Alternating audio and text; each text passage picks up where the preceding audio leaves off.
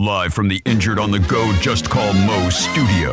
It's a blast! It's Orlando's own Tom and Dan.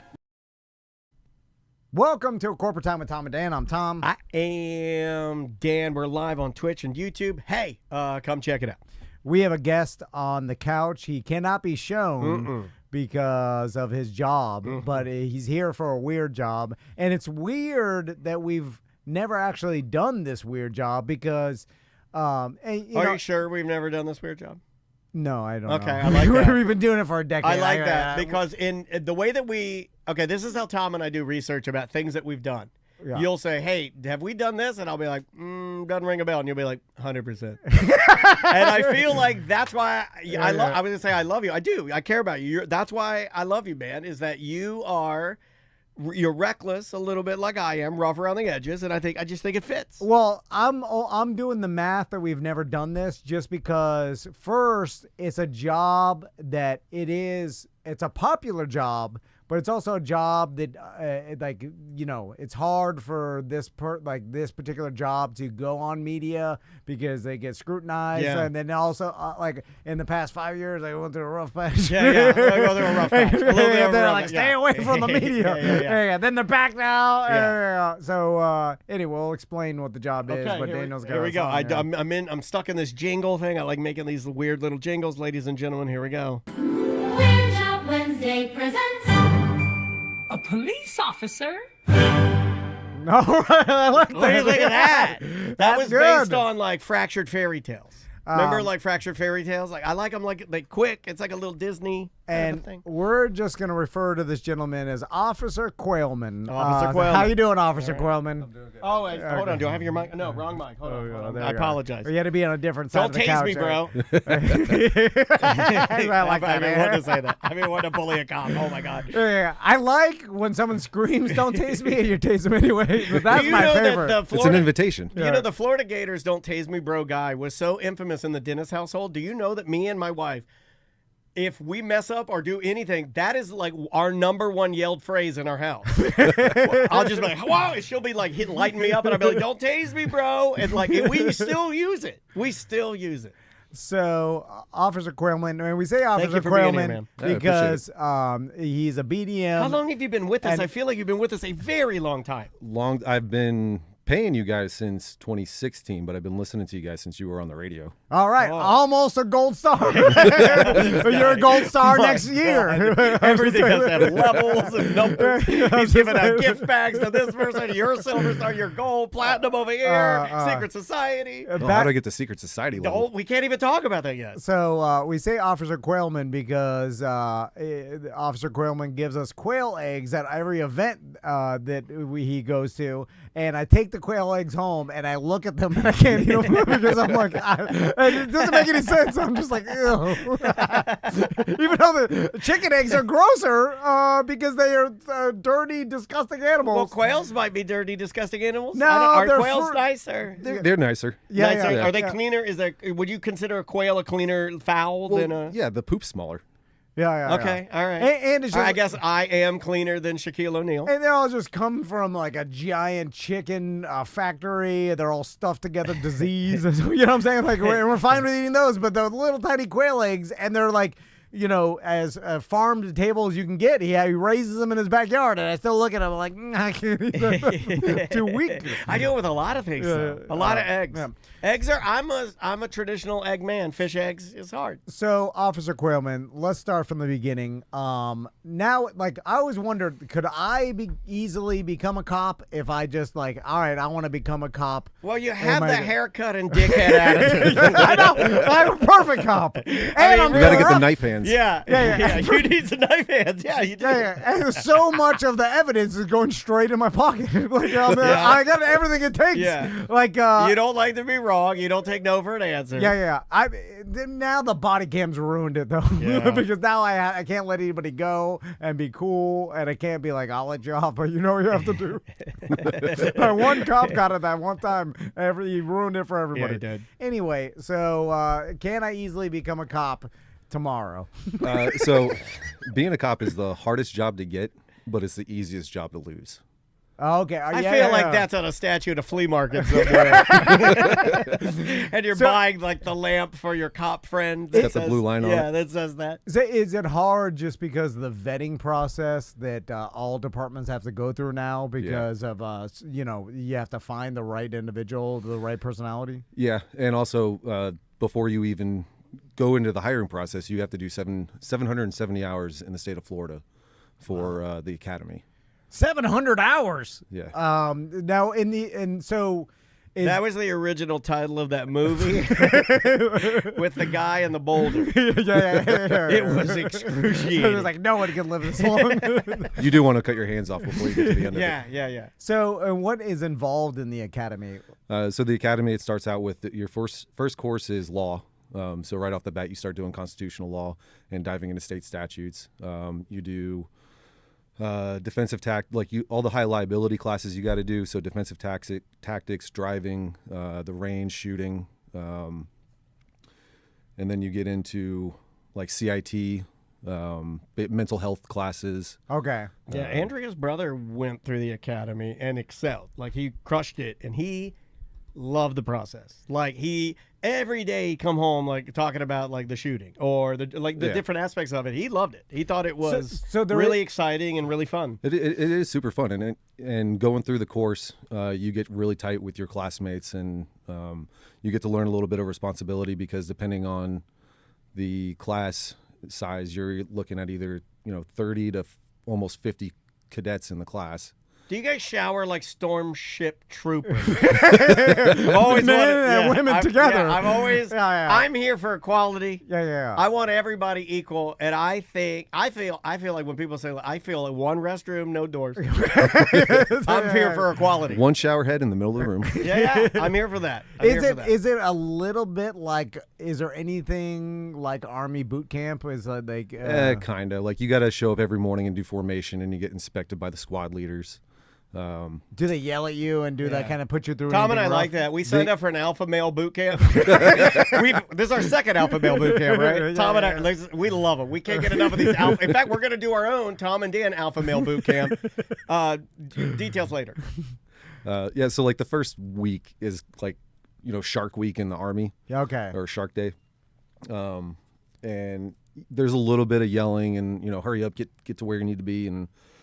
But after that, you fat tub of crap. Yeah. I always heard of a Hell Week, never a Shark Week. Shark Week. Sorry. You want a shark? Oh my God, this guy. So, now, how many people drop out or don't pass the academy? Like, going through that process, is it a high failure rate? I mean, it's not too bad. My class started out with 42, and we dropped down to 31.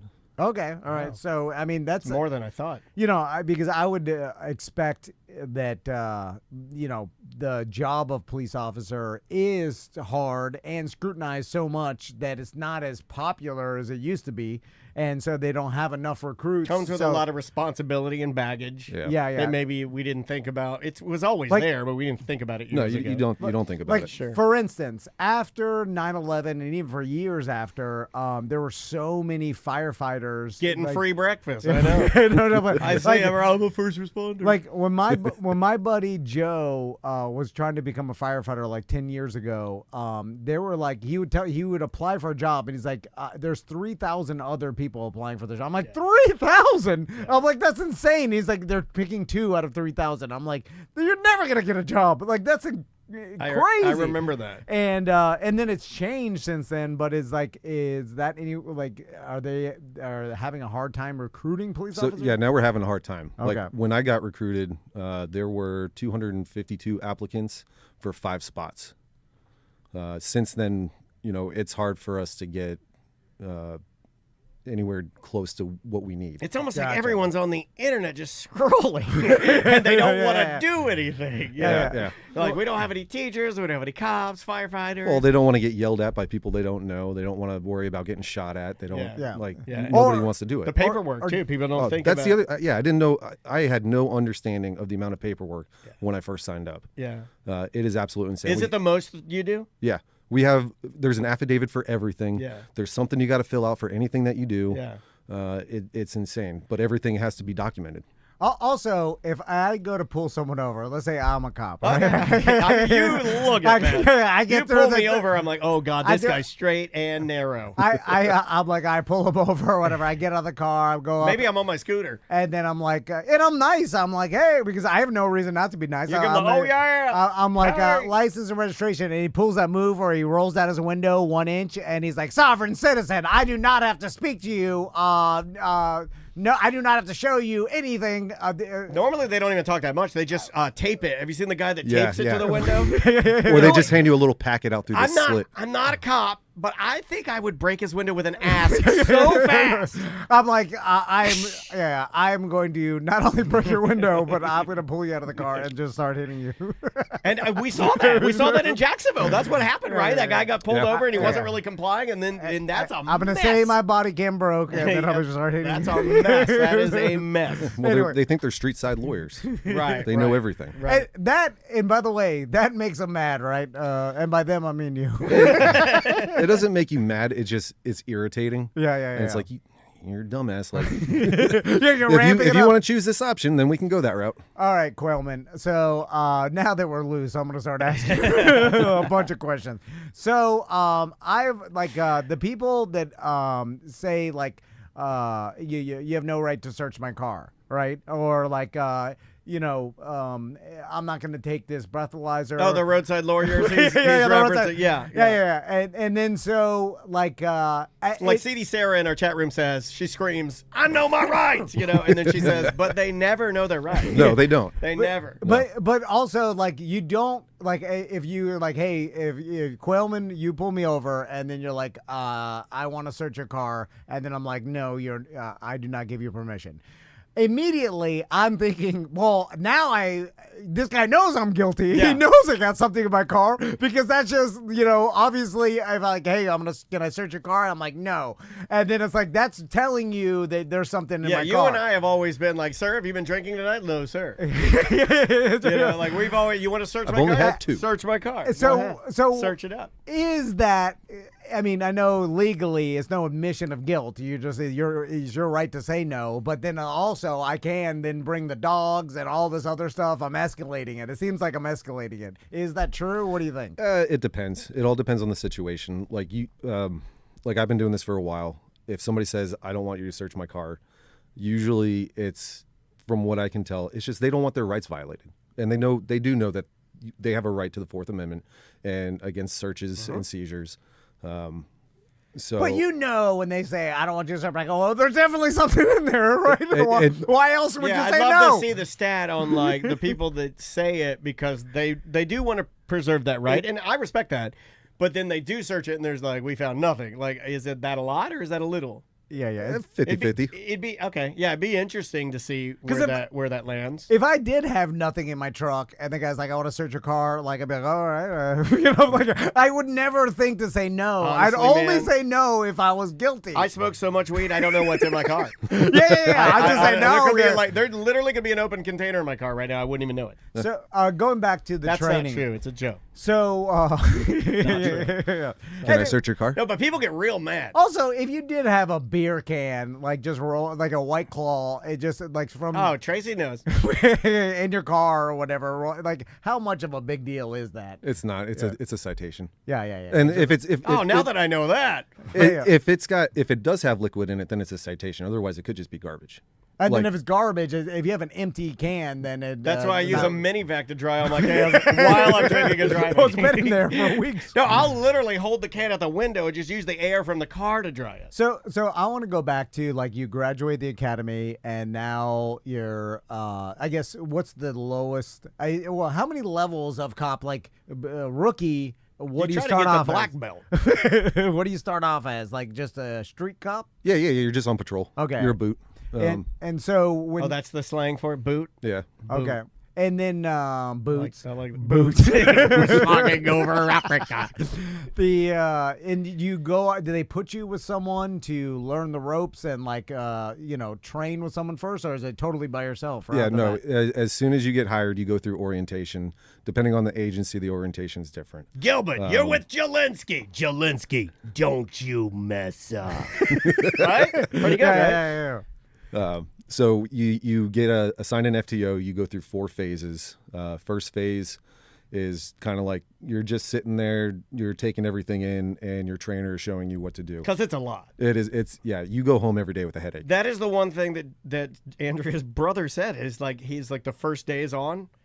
It's so intense. And it's it's so 12-hour much, shifts. Yeah, it's 12 hours so of that. much stuff. Well, knowing all the state law, and because you obviously studied in the academy, you take the tests and stuff like that, but then real time, like when you're dealing with someone, you're like, I imagine you're nervous, you're on your first stop, and you pull someone over, and then you have to know you cannot violate someone's rights. Like, and if you do, I keep my gun out the whole time just in case. Yeah. Just for safety. I right? fire one just as soon as you pull over. When I pull up, I'm here. when I pull up to your house, it's domestic violence. I pull up, I went off, and then I walk. I'm like, what's the problem? Yeah, it's like, everybody be cool. Yeah. Like I'm here serious and I'm new, so just let's start. Just everyone calm the F down. Yeah. You're pointing, you're shaking. Can I use your bathroom?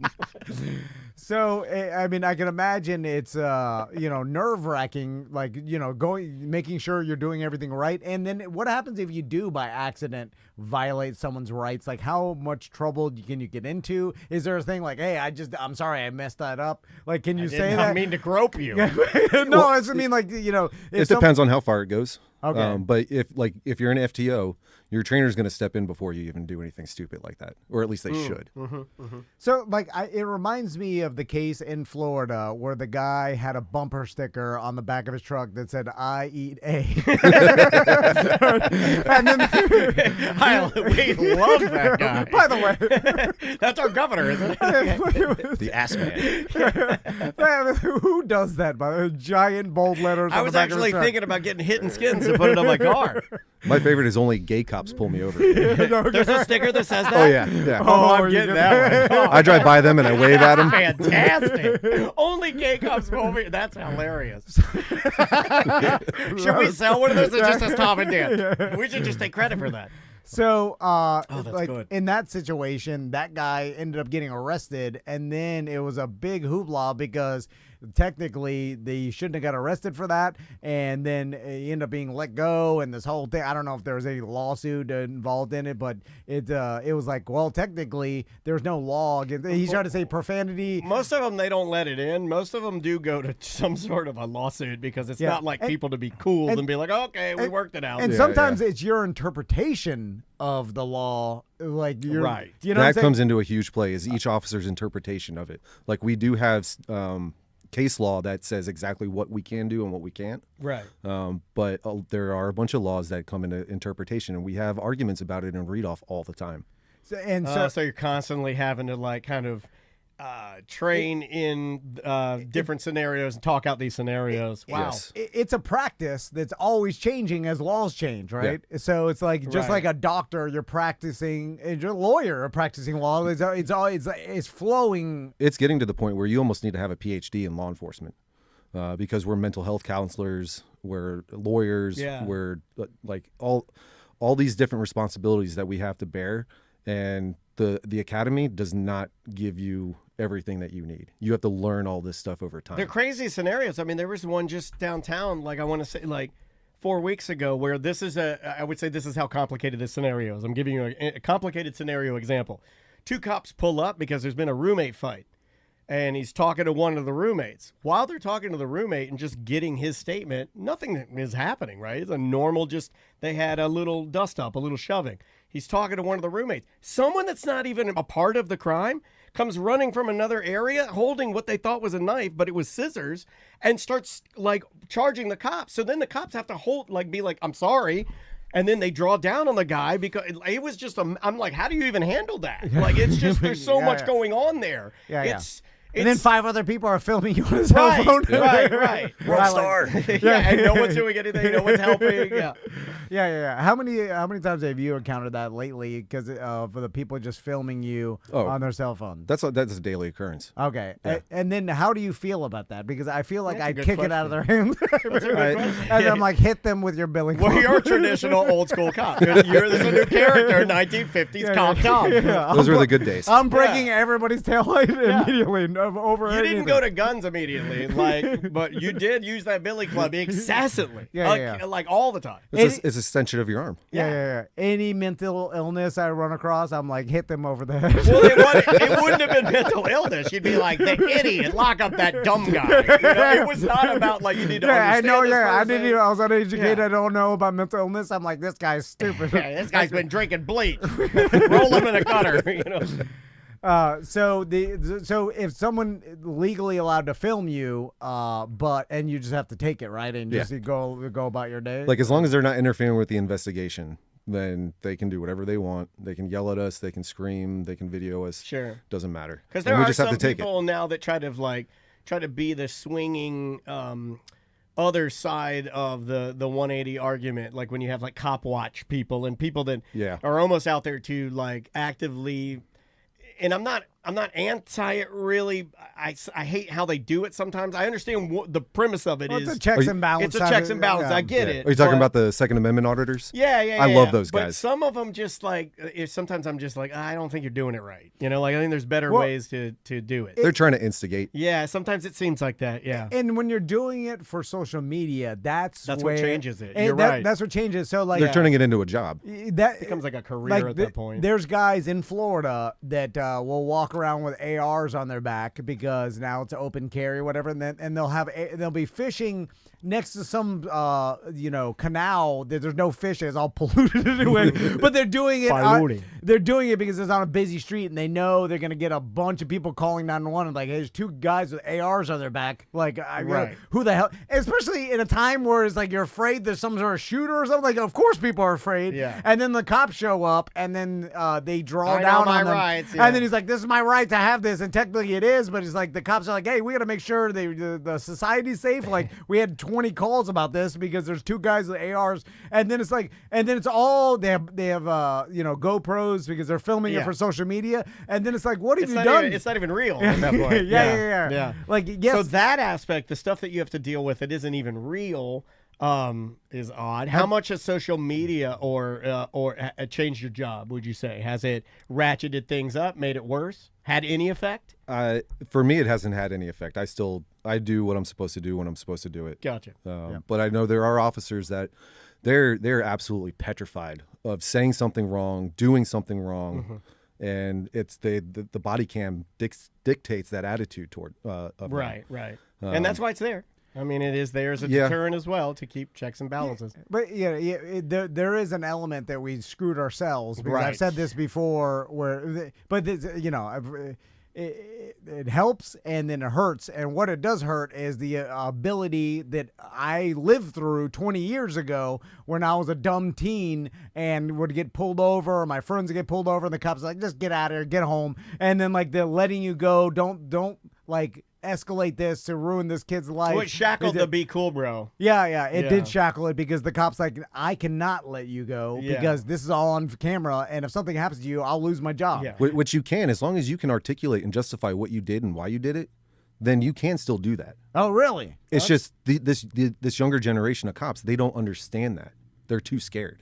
Because they just err on the side of caution because Well, it's like, I'm not going to lose my job for this. Could I argue this, that in that case, maybe they would have to, I don't want to make it this is too general, but like it's more work. So they'd have to go and if you do something, you will have to justify your actions, which is reasonable. Like but they don't want to do that because it's Gone has the time of when you find a little nug in somebody's car and you just throw it into the water and then it's destroyed. Right. You now have to take that. You have to generate a report and submit it for destruction.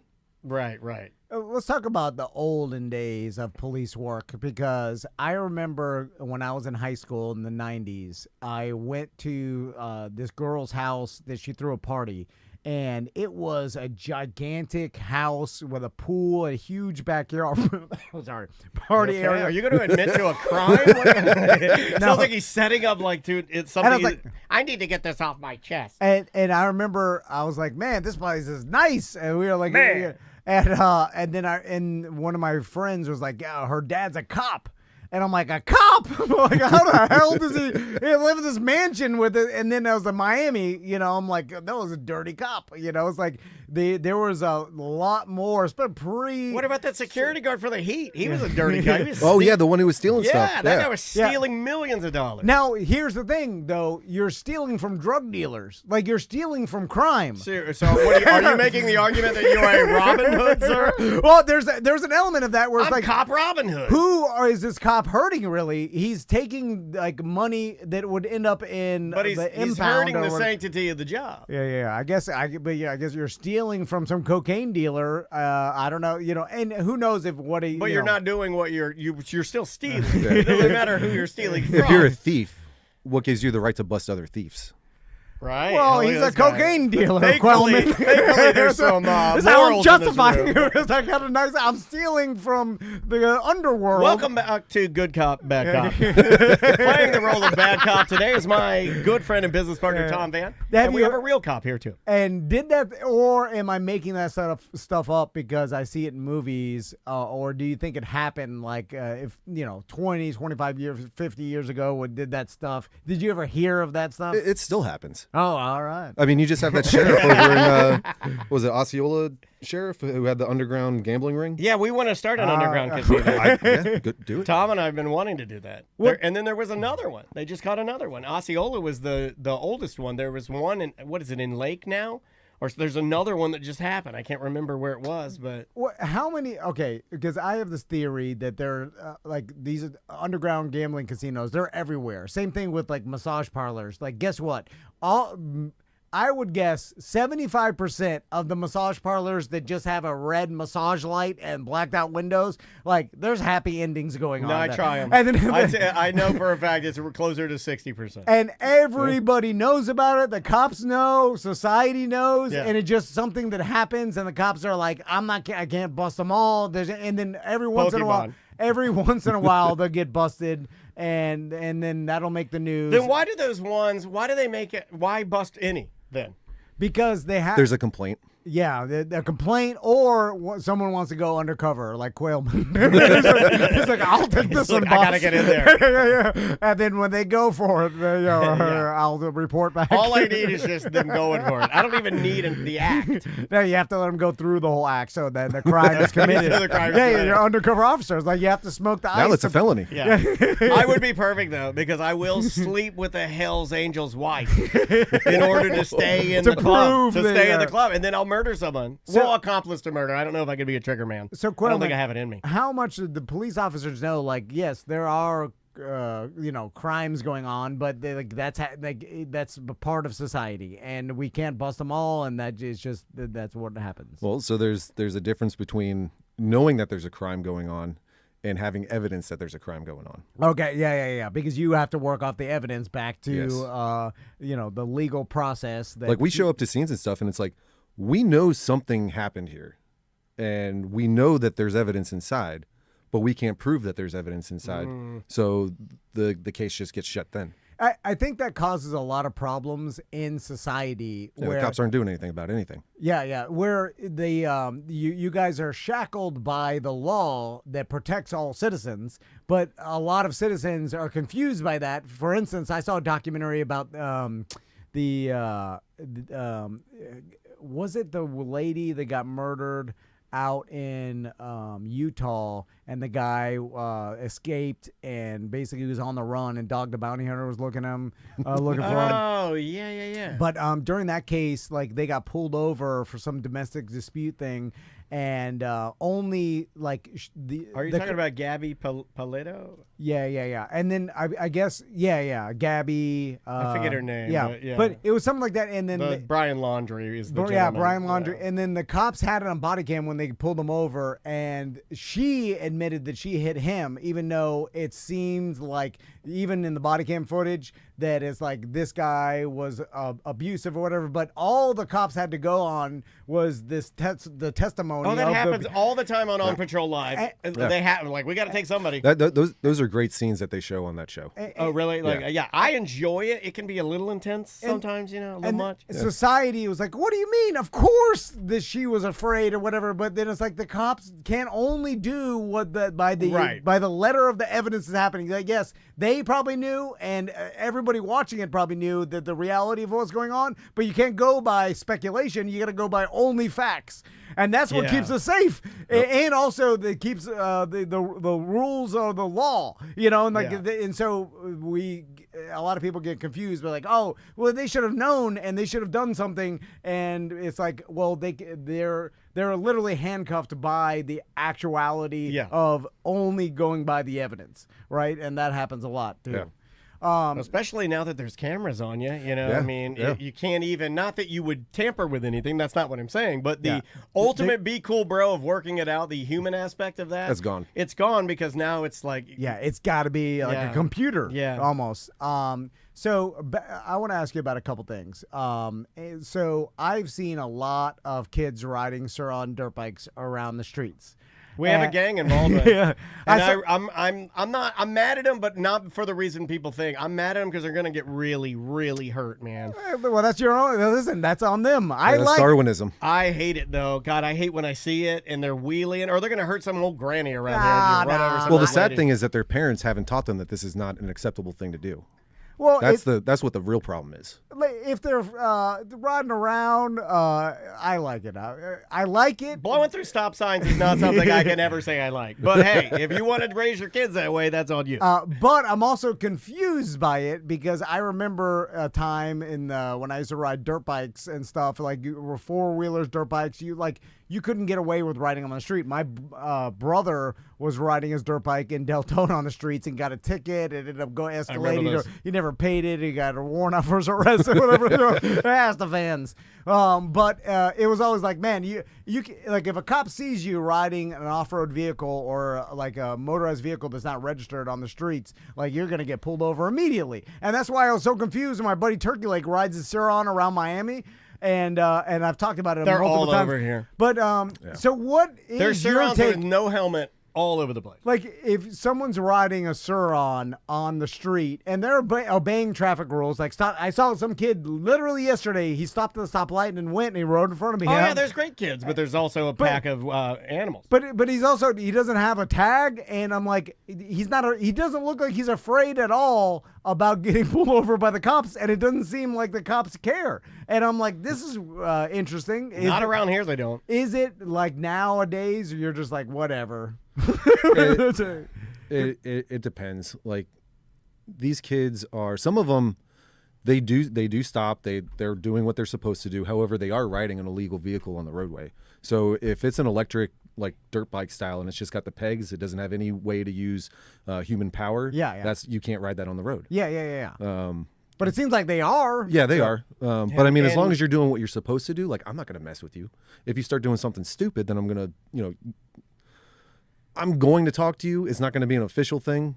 But if you start being an ass, then it's going to turn into an official It's thing. a big deal now. If you're wheeling or acting reckless, you're like, hey, you could hurt someone. But if you're obeying the laws, then you're like, whatever. Like, so Turkey Lake's right. I mean, I don't have a problem. Tomorrow. If they obey the laws, I have no problem with it. These guys aren't, and it's a bigger problem than we think. And old Chitwood over in Volusia County, he's the one spearheading right now. He's trying to change the law on electric bikes and Sur-ons. He wants to shut them all down.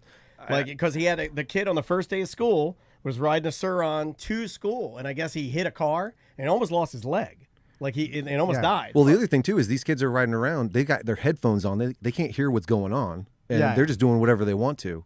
That's the scooter gang, and they wear over the ear headphones, like noise canceling. I'm like, wowie. Yeah, they have no idea what their surroundings are. It's also sounds fun. I mean, they're riding a motorcycle.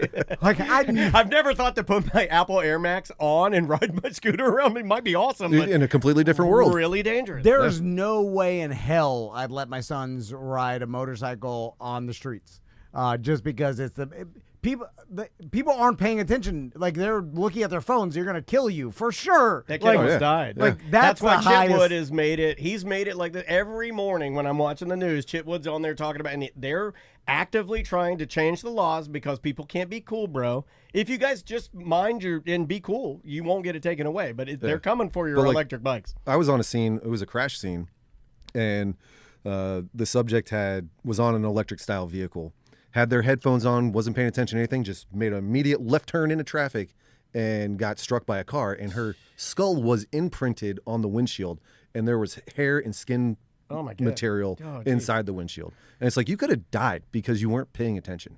Yeah, no, speaking of that, how much atrocity are you exposed to? Because my buddy is a firefighter, or as the cops call them, hose draggers.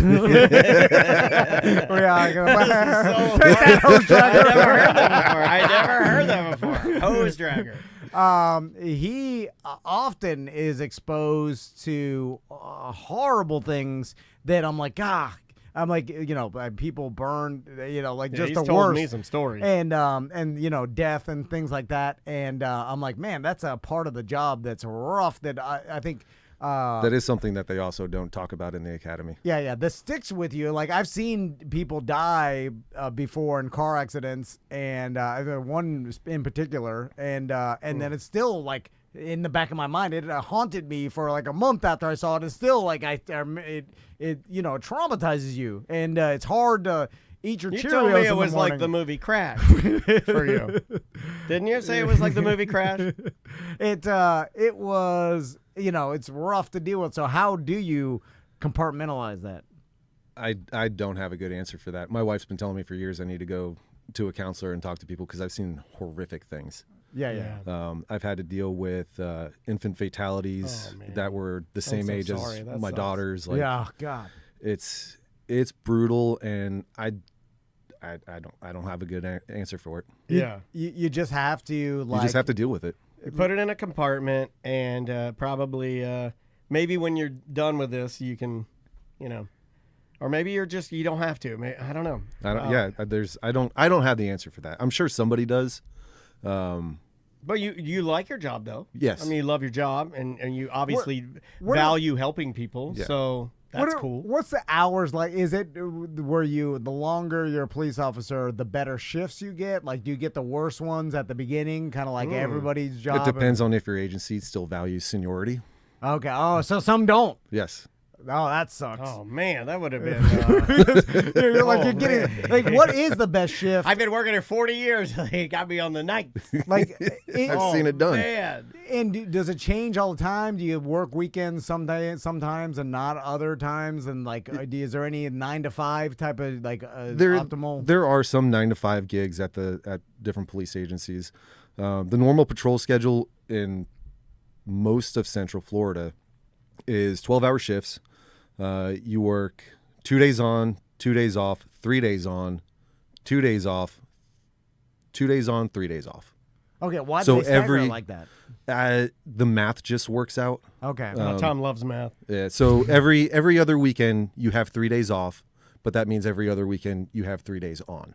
Gotcha. All right. And then for you, I'd imagine like overnights, like you'll see the craziest things, but there's a lot of slow time. Like 4 a.m, like most people are asleep. Yeah, but you do see a topless homeless. Like falling out of a dumpster or something crazy. You got tees hanging out everywhere. Yeah. You got booty juice on you and stuff. So what's the best shifts and the worst shifts? So it all depends on what you like. Like night shift is super fun. Okay. You don't have to worry about running into admin that you don't like or that you have beef with. What does that mean, admin? Administration. Oh, so okay. like lieutenants, captains, majors. Because they're all at home, right? Yeah. Yeah. Because they're on the office job basically. Yeah. Okay. Yeah, they do the 9 to 5 thing. Okay. Because they're weak and fat. I know. I was falling into character. Sorry, I was falling into character. I thought we were bros. I mean, I'm not going to say you're wrong. Yeah, we're going after some Rolling Rocks after this. So night bros. shift, but you run into more crazy things at night. Oh, right? oh yeah. It gets weird. So and how does that work as far as like when you're on patrol? Do you Are you told where to go? Do you just you? Everyone's making fun of you for not knowing what administration is. I know it. The whole chat room. Do you have a gun? Oh, shoot the TV. That would be awesome. That's what we need to do. You got to do a desk pop. Now that is a clip for Melissa. If you had grabbed his service revolver and shot our TV, and I'm like, and then I turn off the camera, that would have been amazing. I know what admin. I don't know. And the that reference he's mentioned, don't run to admin. I was like, well, what exactly? Well, use logic. I mean, you always yeah, say but it could mean a lot of different things. Anyway, I guess It can't mean. what means the boss? I don't know. Anyway, so That was an all-time low there. So. It's like BC. Yeah, that was wrong. That was wrong. I didn't know it, but I knew. I it was agreed with him, AD. though. I screwed up. It was AD. And I agreed with him. It meant like add dominoes or something. Dominoes, mother. It was not BC. Anyway, Follow him to hell. so I forgot my damn question. Oh my God, the Tylenol! It's So- oh God! I told you to try Advil. I begged you. So day shift has its perks. Okay. It's very conducive to family life. But then all the negatives are like you deal with all the BS calls, Yeah. shoplifting, arguments. My neighbor said this. My neighbor did I that. don't know, shoplifting, you could cut a. I'm sorry, I'm going to have to cut your bra off, man. I've seen the videos. Yeah, You sit there. You're shoplifting, let's pause. Yeah, like, okay, all right, now you know what to do. I mean, no offense. The I'm not. cheeks. I'm If you not, don't want a record, No Yeah, offense, yeah. but it's the only word you've said since you've been here that I found interesting Yeah, is yeah. shoplifting. It made me horny. Yeah, No, I'm yeah. kidding. I'm kidding. And sometimes the mom gets involved. Oh, well, she's got. I like that. Yeah. And then they're both sitting there, and you're. But why keep your tie on? so they know that you're all about business. Okay, all right. Quailman knows. Yeah, Quailman does know. So what are the worst calls that you get? And I know, like, every once in a while we'll see some news story about someone called the cops because they didn't get barbecue sauce and the nugget order. Well, that's mental illness, right? No, I know. Yeah, it is mental illness. So how many, like, out of percentage-wise, how many BS calls do you show up to that you are like, the police didn't need to be called for this? Ooh, well, dispatch has to kind of weed that out too, right? Or no? Yes, but Oh, they don't? no. Excuse Yeah, me. yeah. They're just you're right. passing it along. I think I'd pass it along too. I'm with dispatch. I would just send you out Because there. here they can get in trouble if they don't pass it along. So just like the rookie cops, the Gen Zs, they're like, I just gotta do it because that's if I don't do it and then it goes back to me, I can lose my job. So then it's a bunch of waste This of is time. one of the more complicated jobs we've talked Yeah, about, yeah. I think, as far as red tape. Yeah, I would say that 75% of the calls that you go on to, at least in the daytime, is just adults not knowing how to adult. And Acting like babies. Yeah, they need a mediator with a gun to come in and explain things. and they get and Oh, you it's get disappointing. you get a It hit. is. Yeah. That's when you start hitting them with the butter. You should be allowed. I feel like you should be allowed. If Yeah, you yeah. get there and they're just arguing, like what happened with those cops downtown, it was like roommates arguing. I'm like, if you get there and they're like, we were shoving each other, like I should stand up, come over here, and I get to whack you one time in the head with my belly club. All right, before we run out of time, have you ever tased someone in active duty? So my first instinct is to always go hands on. If there's not a weapon You're a involved, Dog the Bounty Hunter, guys. Skin on skin. Yeah, my wife says that now. well, We're because like, if you use the taser, it's a use of force. And then you have to. That's more paperwork. A lot of paperwork, and then confetti comes out where it shows what officer shot it out. And Yeah. like, oh, confetti, I didn't know that. And depending I didn't know on that. how hands on you go, you can articulate that it was just a assist or like there wasn't any actual physical violence that you did. Gotcha. So yeah, it's a way. And how have you ever had to discharge your firearm? No, I came close a couple of times. Is that rare? Because I feel like most people think that like most cops have shot either a person or discharged their firearm, and I think it's more rare than the public thinks. Yeah, no, right? you have more use of force for hands-on activity than you do with firing your firearm. Gotcha. So it's usually, and now, if you're wrestling someone, have you ever had a situation where you thought you were being overtaken and you're like, oh my God, like, because you have to worry about them grabbing your gun and stuff like that is a huge problem, right? That always has to be in the back of your head that, if where are their hands in relationship to my weapons? And you have to control those hands. But most of the time, like I'm very fortunate, and most agencies inside Central Florida are very fortunate that their backup 30 seconds out. Right, it's quick. And so that 30-second fight is going to feel long, but then next thing you know, you get to take a little bit of a break because now your buddy's here and they're helping you. Gotcha. Do you have to wear a bulletproof vest? Is that part of That's policy, yeah. Okay, so I wouldn't do it. I'd be like hockey, no mask. I mean, well, I'd be like, oh, this thing's so hot and uncomfortable. No, like, I would rub it. I'd walk around everybody else. I'd be like, what are you, scared? Yeah. And I would be like, No, I would not do that. I would wear I'd wear a head-to-toe vest. Well, that's the thing. I was like, most likely they're going to shoot me in the head anyway. This is a whole waste of time. no, they can't aim. No, They're no, always- okay. You're right. So Number one weapon you see. Is it a knife, scissors, yeah, it's something like that? knives. Yeah. Yeah, bladed objects. Always knives. do you ever run? Knives are disgusting and cause a lot of damage. They can inflict self-harm too. Yeah, like, yeah. You're just wielding it and you end up slicing your own arm. Just acting crazy. Yeah. Yeah, you see that a lot on Live PD where guys will have a knife out and they'll just be yelling crazy, but they end up cutting themselves. Yeah. Because they're just acting nuts. And number one call like that's serious is domestic violence or things like that. Yeah, domestic. that's the number one call that we go to, and it's also the most volatile call For that you. we go to. It's the most dangerous for you, Yeah, because a right? lot of Yeah. people, they'll claim domestic violence, and it's just to ambush us. Oh, really? Yeah. Like they'll like as a trap. They'll. We just had one in Orange County a couple months ago. That's crazy. Jesus Christ. I remember that. You're right. Yeah. Yeah. And then every car you walk up to, you have the risk of like a crazy person with shooting you, right? Yeah. You don't even have to be pulling over the car. I had buddies. They were on their way to a call, and this car in front of them thought that the cops were following him, and he got out at a red light and charged my buddies, and they had to draw down on him, and then he ended up one of them tackled him. But it was just a random occurrence. You gotta have balls to try and get ahead of the problem and Well- just be like, oh, the cops are here. All right, I'm charging them. Well, I feel like every police officer, I'm sure you, Quailman, you'll agree, has to deal with mental illness on a weekly basis, if not Daily. daily. Yeah. Daily. Daily. Yeah. Like you guys are the first responders to mental illness in our society, which there's a lot of.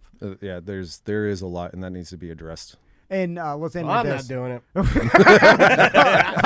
I'm putting my head in the sand and gun in the air. That's our shirt. Head of the sand, gun in the air. Tom Last question: what's the annual salary of a cop? Roundabout. I think in this area, I want to say it's at like 62. Not enough for the hassle. Oh, Not man. even close. Not enough. We've had teacher and cop on, and it's like you guys are not getting enough Yeah, yeah. dough. You don't do it for the money. God, those Right. those hose draggers, they're making bank. Yeah. You know what? And so I did not know this when I became a cop, is that SWAT teams, they recruit firefighters to be SWAT medics. So you can have the whole fun of sitting in a lazy boy and dragging hoses and then still get to carry a gun and play pew-pew.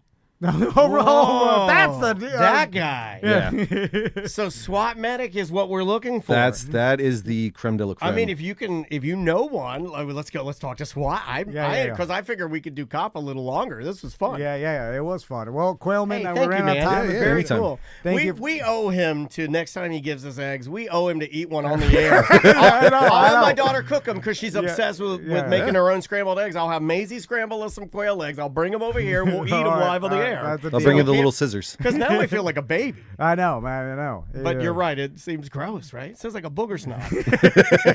You're like, what is this? It's too tiny. Hey, thank you again, man. Yeah, anytime you guys want. All right, we will see you tomorrow.